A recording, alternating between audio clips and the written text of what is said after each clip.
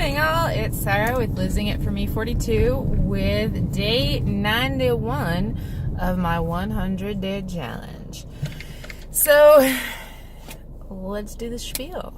So, my all-time high weight was 389, and that was in April of 2016. My surgery weight was 324, and that was on October 26, 2016. Surgery being VSG, or vertical sleeve gastrectomy. So I was 324 in October of 2016. I had lost 65 pounds pre-op. My all-time low was 209. Not sure when. Sometime this year, 2018.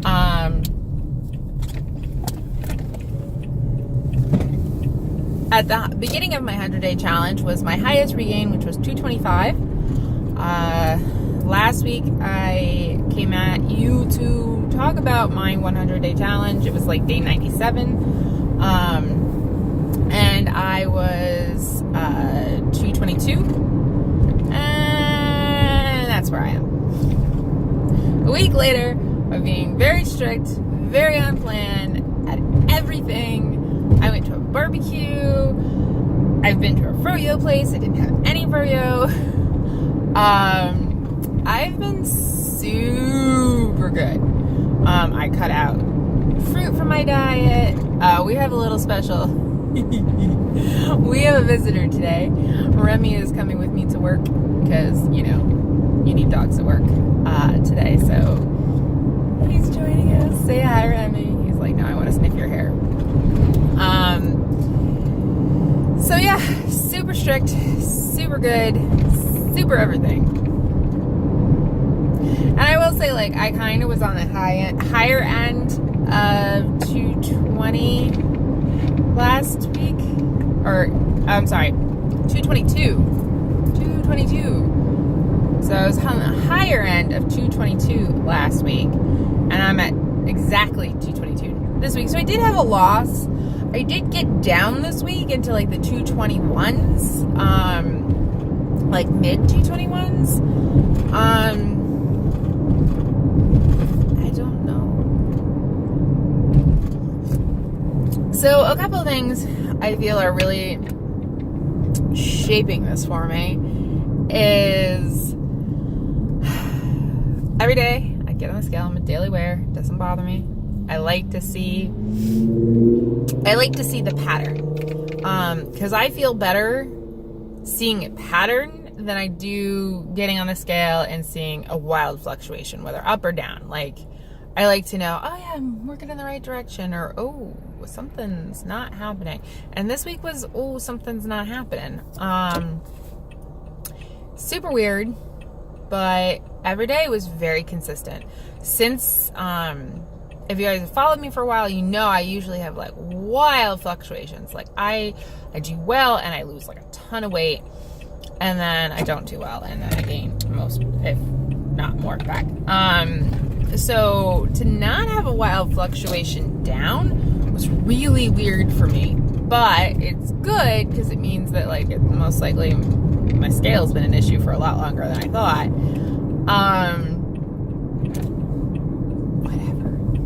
So I didn't have any wild fluctuations. It was very steady. 222 is not 225, which was the all-time, high. So of regain. So I'm glad. But I mean, the also frustrating part is that this is Shark Week for me. So Shark Week, I tend to weigh a lot less. Just happens. I don't tend to bloat. Sometimes I do, but not often. So I don't know. Like, maybe I'm bloated. I don't feel bloated. That's the best thing. It's like I don't feel as sluggish as I was feeling. I feel much more satiated. I really think that as much as, like, fruit didn't impact my weight so much, it did impact how hungry I was. I would realize, like, I would eat a piece of fruit and it wouldn't make me feel like, okay, I'm done. It would make me go, okay, what's next? Even something that had a lot of satiating qualities to it that would fill me up would still leave me feeling hungry. So for me, protein is just the thing. Protein is what makes me feel full. I really can't get it from anything else. Baby fat, maybe. But protein is really what makes me feel full. Now, I've had a super stressful week to add to all of my super stress. Like, totally feeling the verge just to have a mental breakdown. But I'm doing okay. Continuing on. I've had a lot of frustrations in finding a new place to live. A lot of frustrations. More and more viewings at our current place, and not a lot of success finding a place. So that's been really, I don't know what it is. When I start filming, and then I get really super tired and start yawning.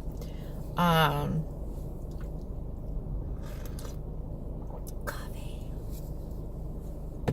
I've been strict. I've been staying on plan. I've keeping my calories low. I've keeping my my carbs low. I have been tracking. I've been eating no even processed carbs. Like I had a wrap for the first time yesterday with something and I didn't even finish it. Just, I don't know, like I've been really satiated on a lot less food, and that's been great. I'm feeling better physically, like in my clothes. I know my clothes were getting really kind of just not fitting right. My clothes are starting to fit better. I feel confident in clothes that I wasn't feeling confident in. It was really just, it's so weird to not see the scale go down. That being said, I've had a little bit of, TMI guys, constipation issues. Again, if you followed me for a long time, you would know this, but if you're new, I have IBS with constipation. So I take medication for it. It was a result from pretty much after surgery. Before surgery, I had IBS. After surgery, I had IBS with constipation. So kind of the opposite end of where I was. And I take medication that is supposed to encourage things. Medication hasn't been doing anything. I am, successful in some cases and not in others. So like it's just it hasn't been a good week in that term. And I think that irregularity is definitely a factor. And I kind of put my chips in that corner because at this point I'm like, that's the only thing I can think of. I have stress, I have period, I have irregularity. Maybe it has something to do with all of those. But it's not on me. I've been doing super good. Super good. And I'm really kind of proud of that. I went to a family barbecue. There weren't a lot of options. I had a hot dog, which surprisingly had a lot more carbs in it than I thought would have. It was a ballpark. It was, when I looked it up later, I was like, really? That had like 5 carbs in one little link. Weird. And I had a hamburger, and I had some, I think most of the salads were either like pasta salad or potato salad. There was a broccoli slaw that has added sugar. And I was like, can I have your recipe so I can make it without the sugar? That'd be great. It's really tasty and wonderful, but like I know from watching her make it, and I didn't know this before, but from watching her make it, she puts sugar in it. And I was like, no, don't put sugar in my broccoli. She claims it's not the same without the sugar. We'll see. But yeah, so I didn't have very much of anything else. I think there was a cucumber salad that I think I had a tiny bit of, but like everything else was not approved.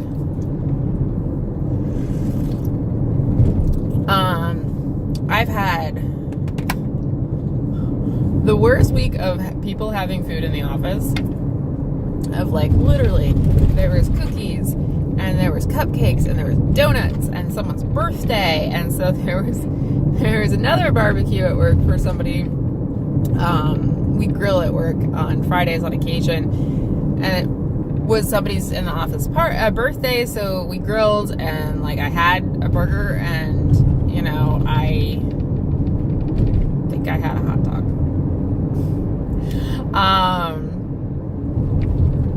But it's just, it's very interesting. Like, I've been so super good, really trying, and I'm frustrated, but I'm not giving up. I'm not giving up at all, because honestly, I'm proud that I've gotten back here, because here is where I've been this pretty much entire journey, other than when, like, I fell off in the last 6 months. Like, this is everything I was doing. Keeping it low carb, keeping it, you know, in a good ratio. So, yeah, super frustrated. Super frustrated. My calories have been around, like, the lowest I've had is around, like, 900 to about 1,200 calories.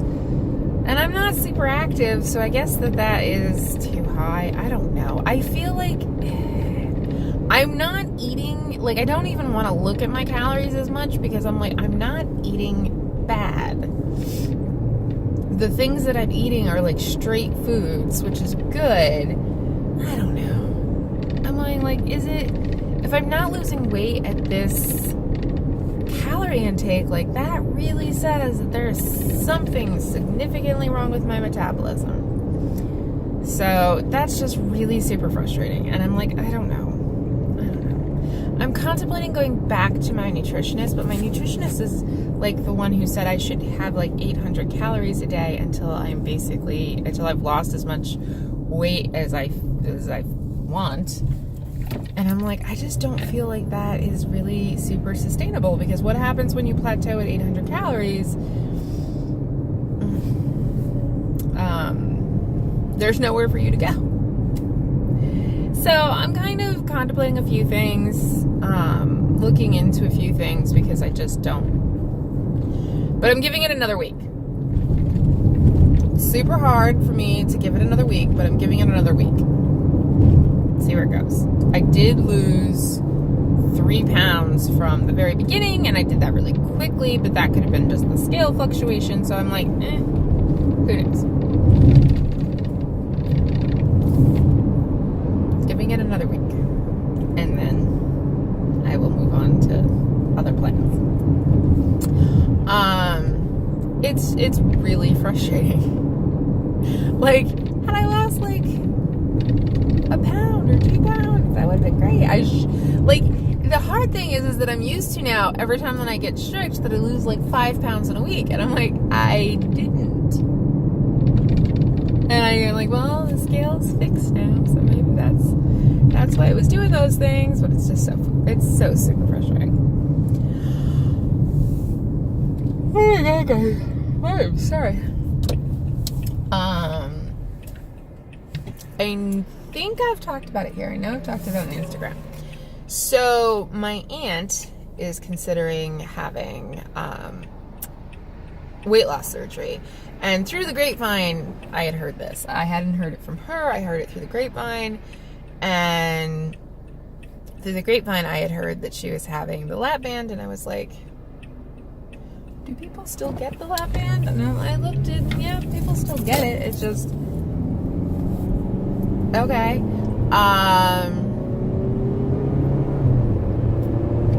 So I heard that she was getting the lap band, and I was like, I feel like I need to talk to her. I feel like I need to tell her, but this is the aunt that is like, has been super unsupportive and kind of nasty at times. And I honestly think that it's the self-reflection for her, in that she's just jealous. And I don't want to say that like, like me, but like, I can get it. Like, but she wants to lose weight and she sees me being successful when she has not been successful. And so I have run into it very rarely, but on occasion, with certain women who resent me and are jealous of me because I've been able to lose weight. Every time it happens, I'm like, really? You're jealous of me? I'm not used to people being jealous of me for anything, so it was weird. But so I've decided not to tell her. I literally was like on the fence. I sent it to Instagram, and my boyfriend and Instagram like unilaterally said absolutely not. And I was like, she would judge. In a lot of ways, she's the one reason I've kept it a secret from my family, is that even before she had said that she's contemplating this, just that I felt like I would be super judged, even though she's considering it herself. And I thought like, well, she's, I talked to her, and she did, tell me that she's going forward with the VSG. And I was like, this could bring us closer and we could share so much. And then I realized like the drama and like, it just gave me pause. There's so much of me that wants to like have that community, have that bond, have that growth. But I don't know. I have this hesitation towards it because I feel like it's going to cause problems. And I just don't, I'm just anti-drama. So I just don't want to, I don't know. I feel like I should, but at the same time, I'm like, I just can't. Because it's just one of those things where you feel like people will just completely dismiss your success because you had the VSG and not because you changed your lifestyle. And I also feel like one of my worries is that even with her having the VSG, if she has the VSG and she is not as successful, or if there's issues, like, there will be like tension there. And I'm just like, as much as I feel like it could strengthen our relationship, I also feel like there's a part of it that could really be a detriment to our relationship. And I'm just like, it's just safer this way, so I'm just not going to say anything.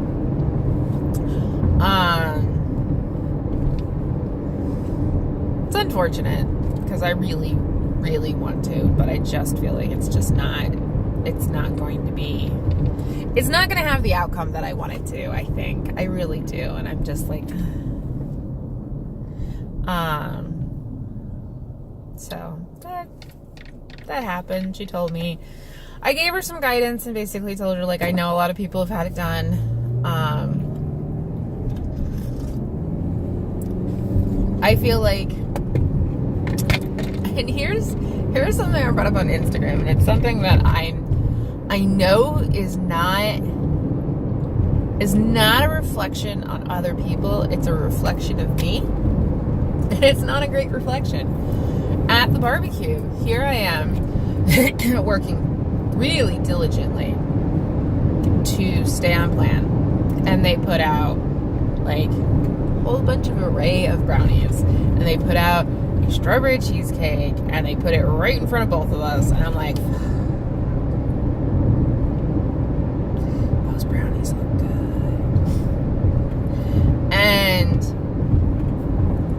kudos to me, I didn't have any of anything. And I watched, like, she's pre-op. I don't know if she has a certain amount of weight that she has to lose, or anything like that, or if she's like certain markers, or if they're just going to do the 2 weeks of shakes beforehand. I don't know. But she broke off half a brownie and ate it. And I'm like, oh, half a brownie. And then she did it again. And then she did it again. And it was kind of like right before I had surgery, I went to this thing where I met this woman who was very publicly announcing that she was having VSG in like a day or two. And she was so super excited. And like, here I am pre-op, and I'm like searching and scouring the food available to find something that I can eat. Because everything is like really high carbs, and it's all like carby foods, but there's like fruits, and I was like, well, it's carbs, but fruits are better than, having a bagel. And I think I had like one of the Dannon Light and Fit yogurts and stuff. Like I was working hard at like making good choices, and this girl was like, just a little before surgery, like a day or two before surgery. I feel like it really was like a day before surgery, but I feel like that's impossible because I had to not eat anything like a whole day before. And she was eating a donut and eating like all the carbs. And I'm like, not everyone goes low carb. And lots of people have food funerals, and I can't judge, but what I realized what it did was put this mirror up to myself of a lot of the times, and I think that other people have said it so well. One of the reasons why a lot of weight loss surgery patients can get like super like and judgmental has nothing to do with the other people. It has everything to do with our fear of failure. So if we see somebody like not being the perfect patient, we get like this, oh my God, how could you do that? And like, we ourselves can fuck up at times too, and we would get upset if anyone did that to us, but like, it's this reflection of ourselves, of this fear that we have that we're going to mess this up, that we're going to fail, that there's going to be we're not going to be absolutely to the T perfect all the time. And I've spoken with a bunch of people in the community, and like they all have expressed the same thing. It's like you have this, not so much the judging part, but like this underlying fear when you see somebody who's not following plan, and you're like, oh my God, oh no. And it's like, watching her is like, oh geez, like, should you be doing that? And it was very interesting because she did say something that was my problem too. Was she basically commented, I don't know if I commented, because I was like, I'm being super good. And she had said, my aunt had said something basically about like, oh yeah, like I'm doing all this stuff and I'm really trying to be good. She's like, it's just so hard, when there's events like this and like family gatherings to stay on plan, because she's like, there's all these things that I really love. Like she loves barbecues more than any other holiday. Like barbecues are like her thing. And she just loves all the salads and stuff. And I was like, we talked about it, and it really hit home to something that I've come to terms with, which was family events became an excuse to go off plan for me. And it was one of the reasons why I've gotten so far off plan, was when it was just Thanksgiving or Christmas or something like once a month or whatever. Like I would go off plan for a weekend, get back on plan, and then like it would sort itself out in a week or two. But now that it's summer and we're having like there's an event almost every weekend of some type, for the most part, like the events are much, much closer together, and the cycle is just so much worse. And I was like, this is why instituted this new plan is that I can't allow these anymore. I had gotten comfortable after my first year. I gotten comfortable going like, oh, I can just go off plan for the weekend and then I'll get back on. And then I was like, you gotta be on plan, like, all the time, because the time it takes you to get back on plan, and sometimes it takes a lot longer than a week, the time it takes you to get back on plan, you've gained like 4 pounds. And then you're just fighting against yourself, and then the cycle starts all over again. And I was like, I just can't do that. Can't do it. So that is definitely like something I'm working on, and something that she had actually mentioned. And I was like, oh yeah, I can't do that. And so I think, like, I have to also remember, like, by the time that I decided on surgery, I was like 120,000% committed. I was working out like a fiend. I was eating like no calories whatsoever. I was like, I'm gonna lose up. I'm gonna make this work. I'm gonna do it. And like, I can't expect that of everyone else. There's plenty of people who've been very successful on this journey who weren't like that. So it's like, it's just, for me, it's this reflection of this fear of failure. And it's not that I'm saying that she's failing. I'm saying that anytime I see that little piece off, that I go, oh no. And like, to me, I don't know. Do you understand? Maybe. So that's definitely been something that's been going on in my head in the background. But 91 days. I'm really liking this challenge. It's really keeping me accountable. I really feel like on point, on plan. I feel good. I just want to see the weight loss now. I'd like to see the weight loss. Slow and steady would even be good. We can do it. We can do it. Okay, guys. Till next week.